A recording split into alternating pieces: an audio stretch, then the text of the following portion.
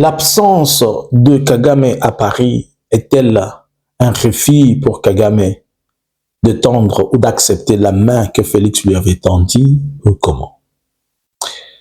Bonjour, bonsoir. Nous vous saluons de partout. Vous êtes en train de nous suivre sur Analysons Congo. Nous, c'est Eke News sur TikTok, Analysons Congo, YouTube, Facebook et Twitter. Nous analysons, ensemble nous partageons. Abonnez-vous, likez, partagez. Nous sommes aujourd'hui le 30 octobre 2025. Nous avons commencé ce mois et nous sommes en train de partir et les finir ensemble. Si vous me donnez des likes, s'il vous plaît, si vous me laissez un commentaire, si je peux avoir même 5K de likes, alors vous serez le meilleur. Nous voulons entrer ce matin analyser. Mais avant qu'on commence, j'aimerais que vous me preniez le temps de suivre ce que je vais vous montrer là. Suivez-le.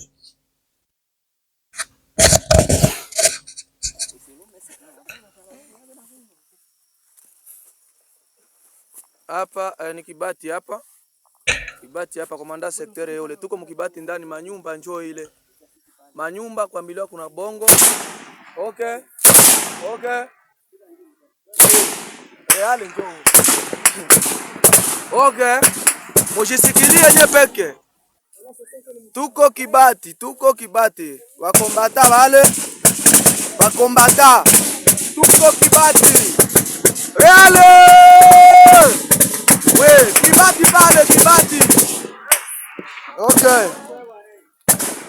Gusa pale, gusa. Gusa hapa ni Kibati ndani. Je vous laisse le temps de suivre parce que je dois vous expliquer quelque chose.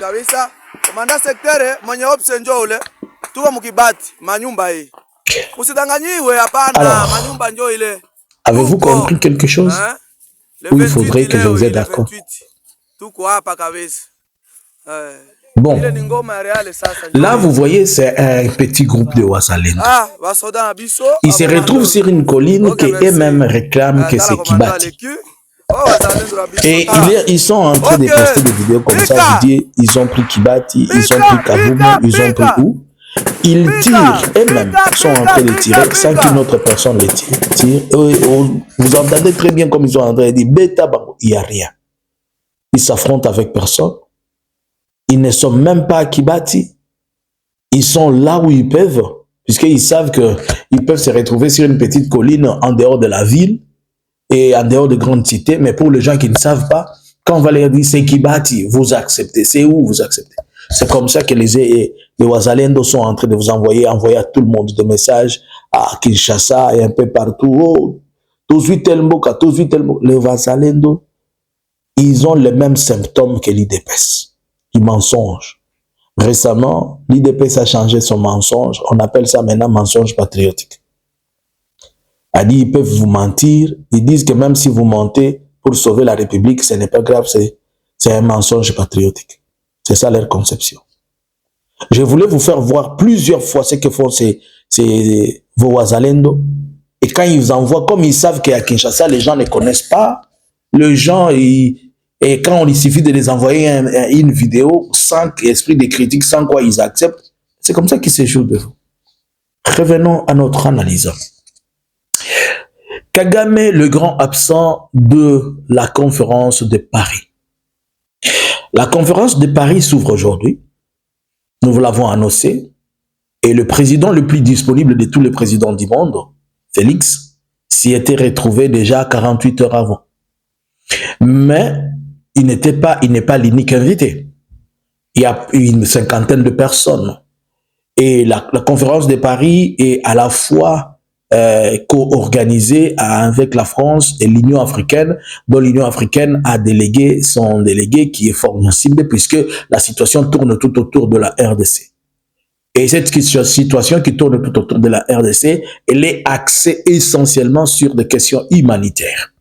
Et comme elle est axée essentiellement sur des questions humanitaires, il devrait parler notamment de la question de demander plus d'engagement, de financement dans les partenaires, puisque depuis la fermeture du bureau de USAID, l'organe américain chargé des aides et du développement, le financement a baissé et les engagements ne sont plus totalement prises par différents partenaires.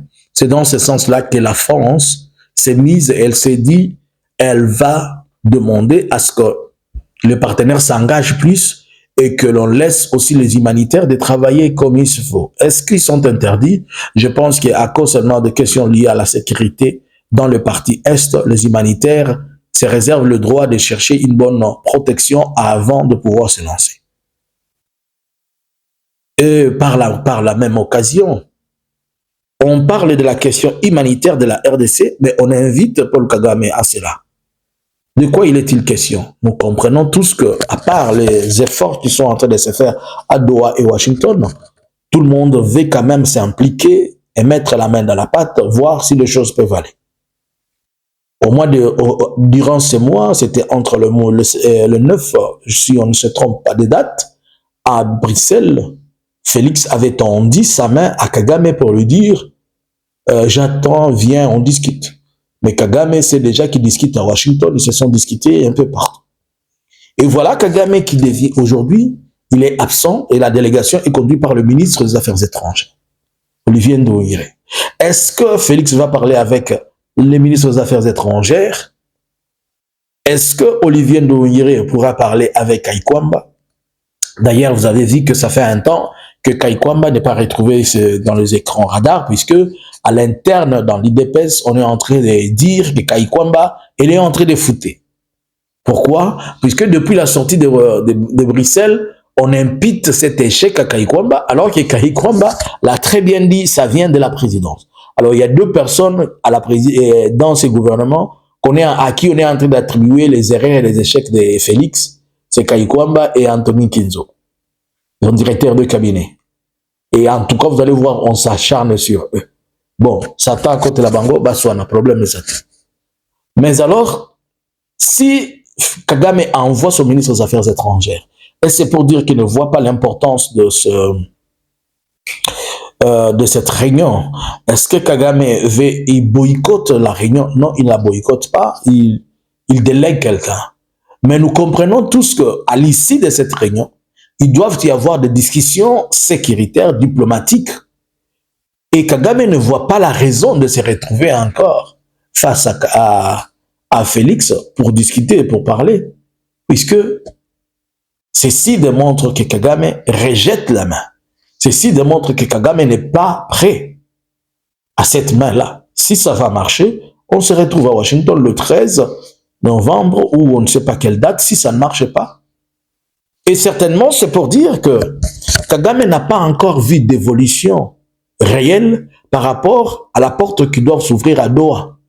Est-ce que la porte de Doha s'ouvre ou elle ne s'ouvre pas? Est-ce que Kagame ne va plus jamais rencontrer Félix? Ça, on ne peut pas le dire. Et on dira seulement que ici, Kagame a tout simplement compris que c'est inutile qu'ils se croisent encore. De quoi vont-ils parler? Mais aussi, nous comprenons que la position de la France, c'est une position qui est vraiment la meilleure pour le Rwanda.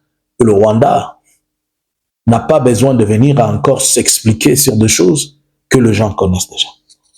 Mais chaque fois que Kagame s'absente dans des réunions qui s'avèrent importantes, c'est qu'il y a une revendication, une réclamation qui n'a pas encore été tenue. Je vous illustre l'absence de Kagame le jour de la signature à Luanda. C'était puisque ce qu'il demandait de l'AFC n'avait pas encore été considéré et on n'avait pas appelé l'AFC à la table. Maintenant, aujourd'hui, qu'est-ce que Kagame a demandé qu'il doit se faire et qui ne s'est pas fait? On regarde et nous attendons la conférence. Lorsqu'elle va commencer, elle commence bientôt là. Nous anticipons être connectés avec vous et vous partager ce qui est en train de se passer calmement. Nous espérons que à l'issue de cette réunion, quelque chose de positif y sortira. Et alors Félix plaira, puisqu'il va parler au ministre des Affaires étrangères, puisqu'il se retrouve que sa main tendue on l'a coupé et Félix est devenu manchon car Kagame refuse sa main. Que pensez-vous? Likez, partagez, abonnez-vous. Si vous étiez Kagame, allez-vous prendre la main de Félix ou bien vous allez la refuser? Est-ce que la main de Félix est une main remplie de lèpre que si vous la serrez, demain ça va être une mauvaise main? Est-ce que c'est une main sec ou sèche? Est-ce que c'est une main à prendre? À vous de dire. Bonjour, bonsoir. Analyson's Congo subscribers.